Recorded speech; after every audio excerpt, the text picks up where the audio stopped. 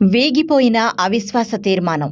Lok Sabha speaker ఓం బిర్లాపై ప్రతిపక్షాలు ప్రవేశపెట్టిన అవిశ్వాస తీర్మానం వేగిపోయింది. సుమారు 13 గంటల పాటు జరిగిన సుదీర్ఘ చర్చ అనంతరం తీవ్ర గందరగోళం మధ్య తాత్కాలిక స్పీకర్ జగదాంబికా పాల్ నిర్వహించిన మూజువాణి ఓటుతో ఈ తీర్మానాన్ని తిరస్కరించారు. అవిశ్వాసంపై హోంమంత్రి అమిత్ షా సమాధానం ఇస్తున్న సమయంలో ప్రతిపక్షాలు తీవ్ర నినాదాలతో సభను అడ్డుకోవడంతో ఉద్రిక్త వాతావరణం నెలకొంది. స్పీకర్ ఓం బిర్లా పక్షపాతంతో ఏకపక్షంగా వ్యవహరిస్తున్నారని ఆరోపిస్తూ కాంగ్రెస్ ఎంపీ మహ్మద్ జావేద్ ఈ తీర్మానాన్ని ప్రవేశపెట్టారు. దీనికి 118 మంది విపక్ష ఎంపీలు మద్దతు తెలిపారు. నిన్న చర్చను ప్రారంభించిన కాంగ్రెస్ ఎంపీ గౌరవ్ గొగోయ్ ఇది వ్యక్తిగతంగా బిర్లాను లక్ష్యం చేసుకోవడానికి కాదని పార్లమెంటు గౌరవాన్ని కాపాడడానికే అని పేర్కొన్నారు. దీనికి బదులిచ్చిన పార్లమెంటరీ వ్యవహారాల మంత్రి కిరణ్ రిజిజు స్పీకర్ పనితీరును గట్టిగా సమర్థించారు. అయితే చర్చకు సమాధానమిచ్చిన కేంద్ర హోంమంత్రి అమిత్ షా ప్రతిపక్షాల ఆరోపణలను తీవ్రంగా తిప్పికొట్టారు. మొత్తం మీద స్పీకర్ను ఇరుకున పెట్టాలనుకున్న ప్రతిపక్షాల వ్యూహం ఫలించలేదు.